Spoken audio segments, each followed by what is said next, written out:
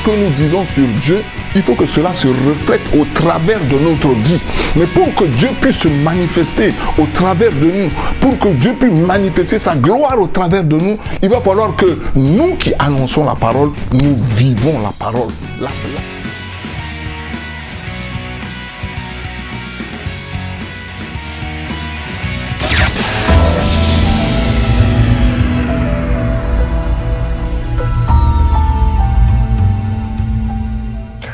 Chers téléspectateurs de Eden Voice TV, je vous salue au nom de Jésus.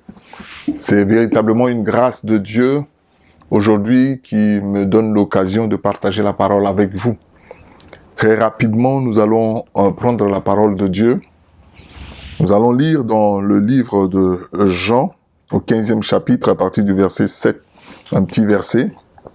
Je lis, « Si vous demeurez en moi et que mes paroles demeurent en vous, demandez ce que vous voudrez et cela vous sera accordé. » Nous allons prier un tout petit peu. Éternel notre Dieu, nous voulons te remercier, te rendre grâce et te bénir pour ce moment que tu nous donnes sur cette antenne afin d'annoncer ta parole. Nous te demandons, ô Père éternel, au nom de Jésus, de toucher les cœurs, de donner gloire en ton nom. Non pas à nous, mais en ton nom, Jésus donne gloire. Merci Saint-Esprit parce que tu es là. Nous nous recommandons à ta grâce et nous recommandons tous les téléspectateurs entre tes mains. Dans le nom de Jésus, nous t'avons ainsi prié. Amen. Eh bien, mes bien-aimés téléspectateurs, nous allons parler aujourd'hui sur la puissance de la parole de Dieu. Vous savez, la parole de Dieu est une puissance en elle-même. Tout a été créé par la parole, nous dit le livre de Genèse. Et ce que Dieu nous a donné, le plus beau cadeau que Dieu a donné à l'homme, c'est la parole. Et le plus beau cadeau que Dieu a donné à tout ce qu'il aime, c'est la puissance de la parole. Et dans ce livre de Jean, Jean est le disciple que Jésus aimait beaucoup. Jean est le disciple de l'amour. Jean, dans son livre, exprime beaucoup l'amour de Dieu. Mais là, c'est Jésus qui parle. Il dit à ses disciples et à vous qui m'écoutez, si vous demeurez en moi et que mes paroles demeurent en vous, demandez ce que vous voudrez et cela vous sera accordé. Ça, nous voyons une simple parole, mais qui est très profonde. Jésus dit à chacun de nous, si vous qui me regardez en ce moment, demeurez en Jésus de Nazareth. Mais comment peut-on demeurer en Jésus? On ne peut demeurer en Jésus qu'en obéissant à sa parole. Et il dit, si vous demeurez en moi et que mes paroles demeurent en vous, vous pouvez demander tout ce que vous voudrez. C'est-à-dire que si vous obéissez à la parole de Dieu, si vous marchez selon la parole de Dieu, si vous respectez les oracles de Dieu, à partir de ce moment, dans cette parole-là, vous aurez toutes les solutions à vos problèmes. C'est-à-dire que chaque fois que vous serez devant une situation donnée, la parole qui est en vous vous donnera l'occasion de parler en Dieu. Vous allez tenir un langage, le langage de Dieu, le langage de la parole de Dieu. Vous voyez la Bible que nous tenons entre nos mains, la Bible renferme toutes les solutions à nos problèmes. Quand vous avez faim, la Bible vous montre comment faire pour avoir de la nourriture. Quand vous voulez quelque chose, la Bible vous montre comment être en relation avec Dieu afin de trouver une solution à vos problèmes. Mais quand vous ne demeurez pas en Dieu, c'est-à-dire que quand vous ne marchez pas selon la parole de Dieu, quand vous faites ce que vous voulez, la Bible appelle ceci péché. Quand vous péchez, vous n'êtes plus dans la volonté de Dieu. Quand vous péchez, vous n'êtes plus ce que Dieu désire. Quand vous péchez, vous êtes hors de la parole de Dieu. À partir de ce moment, quand vous élevez la voix à notre Dieu, Ésaïe 59 dit que c'est pas que les oreilles de Dieu sont dures. Ce n'est pas que Dieu a une courte main, mais ce sont nos péchés qui mettent une séparation entre nous et Dieu. Et quand nous sommes dans le péché, quand nous n'obéissons par la parole de Dieu, nous ne demeurons plus en Dieu. Et la parole de Dieu n'est plus en nous. Parce que si nous avons la parole de Dieu, nous ne pouvons pas pécher. Si nous avons la parole de Dieu, nous aurons la crainte de Dieu. Si nous avons la parole de Dieu, nous allons agir comme le veut, selon la volonté de Dieu. Mais si nous péchons, c'est-à-dire nous ne sommes plus avec Dieu, nous ne sommes plus dans la parole de Dieu, nous ne sommes plus dans la volonté de Dieu.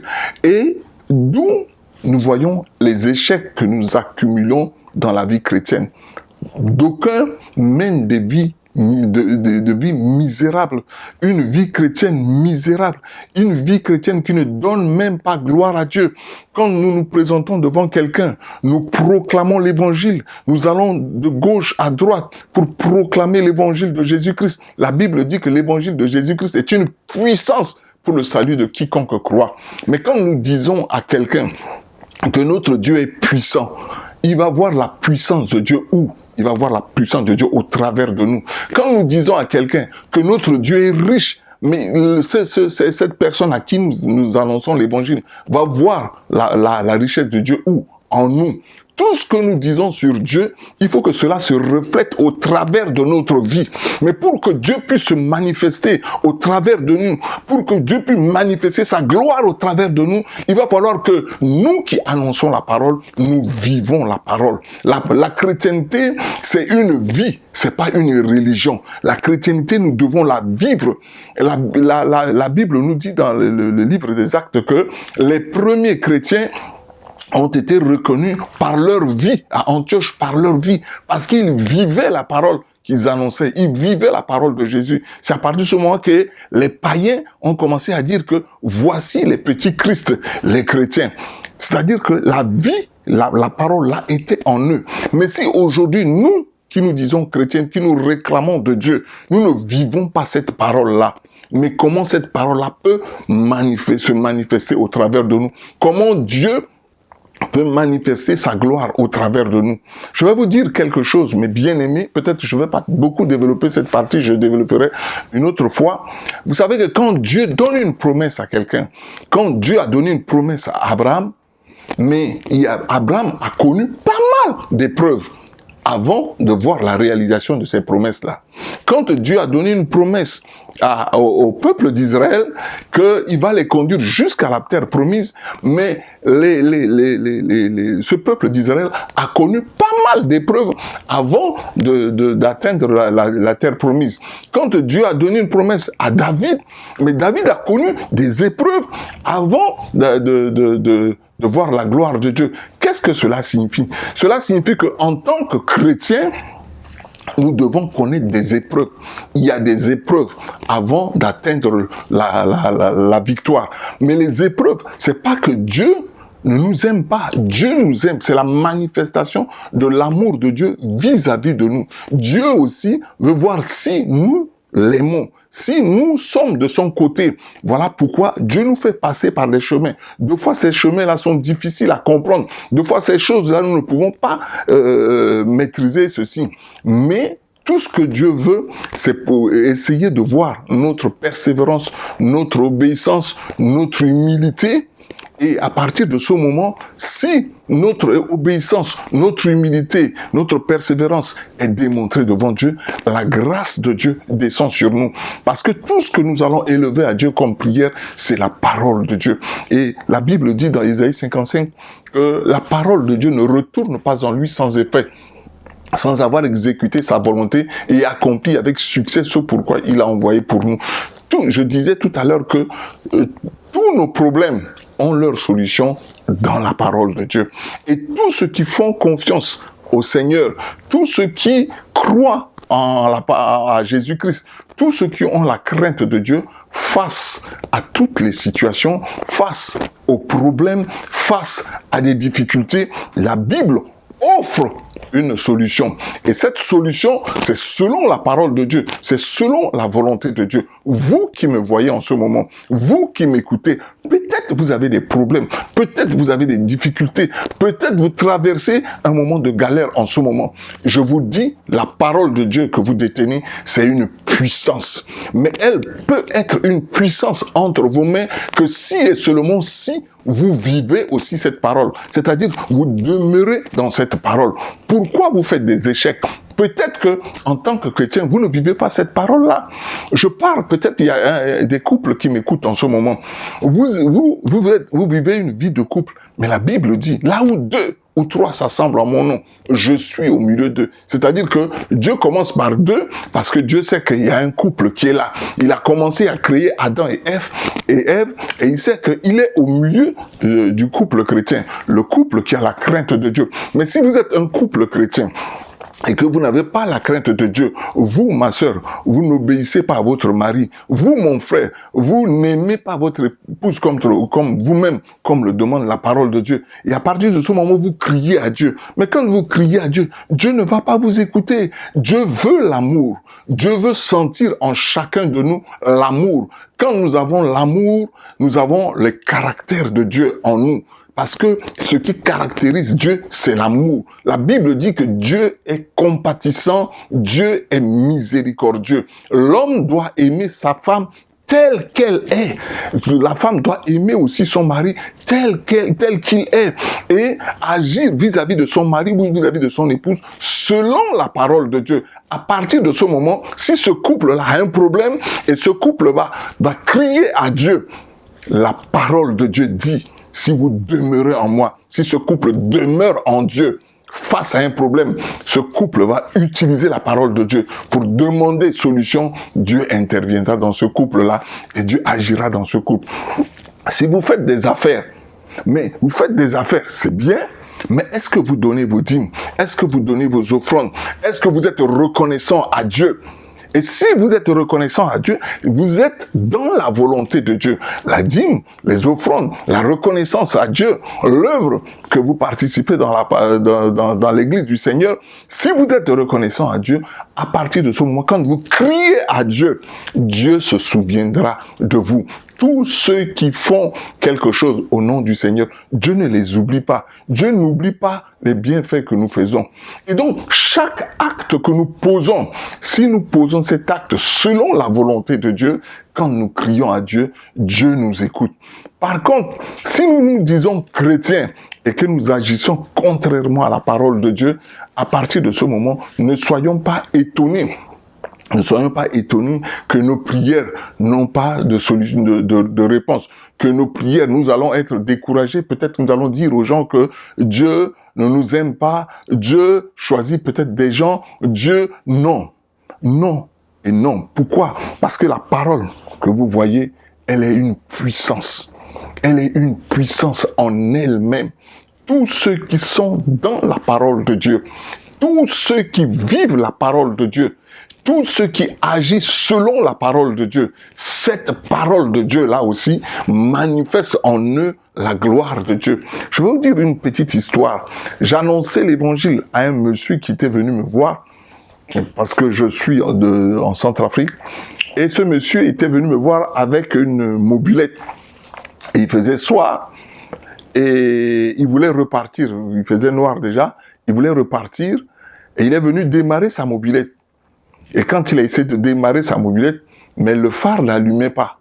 On a essayé de tripoter sur le phare, mais ça n'allumait pas.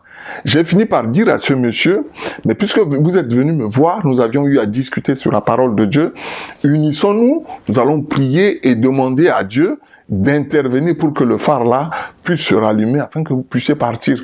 Ce monsieur s'est mis à rire, il s'est plié en deux, il m'a dit, mais Pasteur Rosa, finalement la parole de Dieu vous rend un peu dingue, hein?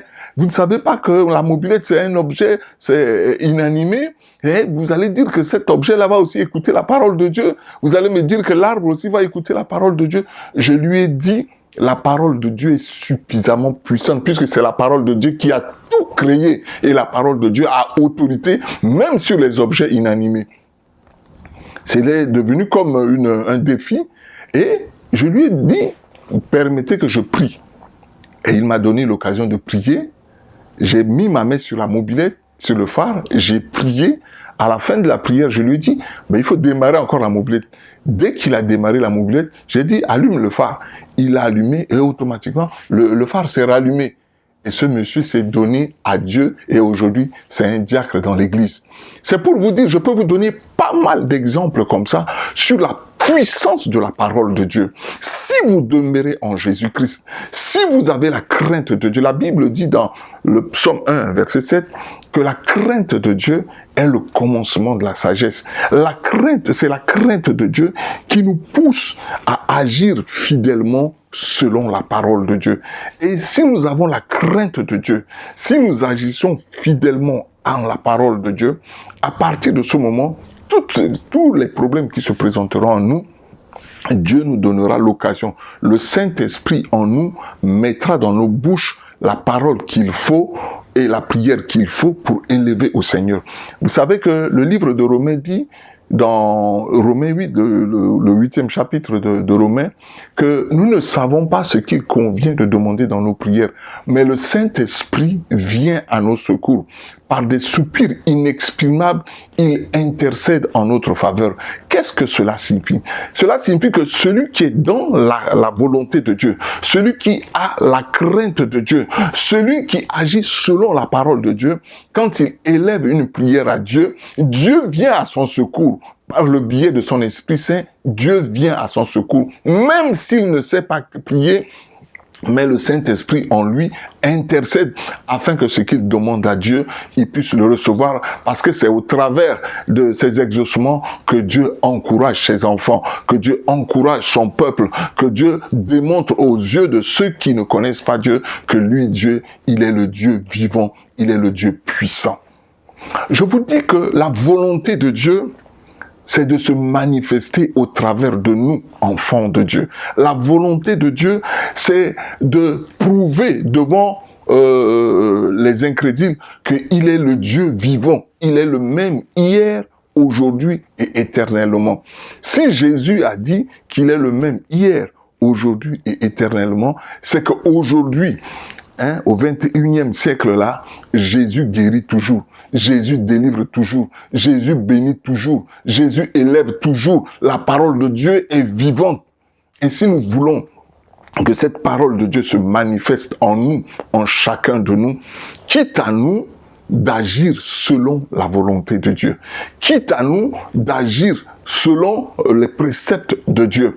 Mais si nous n'agissons pas selon les préceptes de Dieu et que nous venons dans la maison de Dieu pour dire que nous sommes chrétiens alors que nous ne vivons pas la parole de Dieu, nous allons attirer sur nous la colère de Dieu. Nous allons attirer sur nous le refus de Dieu dans notre vie. Et nous allons commencer à blasphémer alors que nous savons que nous ne sommes pas dans la parole de Dieu.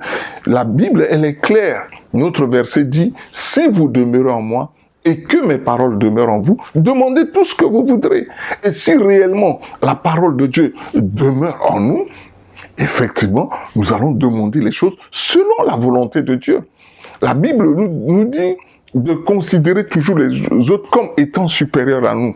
La Bible nous invite à l'humilité. La Bible nous invite à l'obéissance. La Bible nous invite à l'amour. Si nous demeurons dans la parole de Dieu, nous allons avoir ces caractères en nous. Les caractères de Jésus en nous. Nous allons agir dans la société, non pas selon ce que nous voulons, mais selon ce que Dieu veut. Et ce que Dieu veut, c'est la paix, c'est l'amour, c'est la joie, c'est la fraternité. Nous démontrons le ciel sur terre par les caractères de Jésus qui s'expriment en nous. Et par là, nous donnons gloire à Dieu. Et Dieu, en contrepartie, va nous exaucer, va nous bénir, va se manifester tous les jours de notre vie. Parce que Dieu va mettre un distinguo entre nous qui le connaissons et ceux qui ne le connaissent pas. Dieu va agir en nous afin que nous soyons un signe dans ce monde-là pour Dieu. Afin que la parole de Dieu soit réelle vis-à-vis de tout ce qui nous entoure. Parce que Dieu est vivant et Dieu agit et lui, il est dans sa parole. Et si vous et moi, nous demeurons dans cette parole et que cette parole est en nous, quand cette parole viendra dans notre bouche, cette parole-là va être une puissance. Mais pour terminer ma prédication, je vais vous dire quelque chose. La Bible dit dans Matthieu 12, 36 que au dernier jour, mes bien-aimés, toutes ces paroles vaines-là que nous prononçons, nous allons rendre compte de toute cette parole vaine à Dieu. C'est-à-dire que tout ce que nous disons qui ne vient pas de la parole de Dieu passe devant Dieu. Et un jour, nous répondrons de tout ce que nous disons nous disons ces balivernes, ces choses que nous avançons comme ça devant Dieu. Un jour, nous rendrons compte. Et si vous qui êtes chrétiens, vous qui me regardez, si vous saviez que un jour vous allez rendre compte à Dieu de toutes les paroles vaines qui seront sorties de votre bouche, je vous dis, à partir de ce moment, répentez-vous, revenez à Dieu, revenez dans la parole véritable de Dieu, afin que ne sorte de votre bouche que la parole de Dieu, que la parole qui console, que la parole qui donne vie, que des semences de vie sortent de votre bouche, au lieu que des semences de mort sortent de votre bouche. Si vous vous dites chrétien, je m'adresse à vous, si vous vous dites chrétien, à partir de ce moment, répentez-vous. Mais si vous n'êtes pas chrétien, je vous invite à donner votre cœur à Jésus-Christ, parce que la parole de Dieu est la vie, c'est la semence de vie, cette parole qui donne vie. Et la Bible dit dans Jean 3,16 que Dieu a tant aimé le monde qu'il a donné son Fils unique, afin que quiconque croit ne périsse point, mais qu'il ait la vie éternelle. Jésus est la parole de Dieu. Jésus est la parole de Dieu. Si vous acceptez Jésus-Christ, vous acceptez la parole de Dieu. Et cette parole en vous est une vie en vous. Et vous pouvez communiquer cette vie au travers de vous. Et vous pouvez utiliser cette parole pour manifester la gloire de Dieu sur cette terre-là, pour manifester la puissance de Dieu sur cette terre-là. Et nous devons rester fermes dans la parole de Dieu, afin que la gloire de Dieu se manifeste au travers de nous, pour que des âmes soient sauvées pour la gloire du nom de Jésus-Christ. La parole de Dieu est une puissance, mes bien-aimés. La parole de Dieu est une vie, mes bien-aimés. La parole de Dieu transforme des vies. Beaucoup de gens ont eu la vie transformée à cause de la parole de Dieu. Des prostituées aujourd'hui sont devenues des filles nobles. Des voleurs, des gangsters, des menteurs, des braqueurs. Tout ce monde-là, quand ils ont accepté la parole de Dieu, quand ils ont accepté Jésus comme leur Seigneur et Sauveur, cette parole-là a transformé leur vie. Parce que je disais que cette parole-là est une puissance.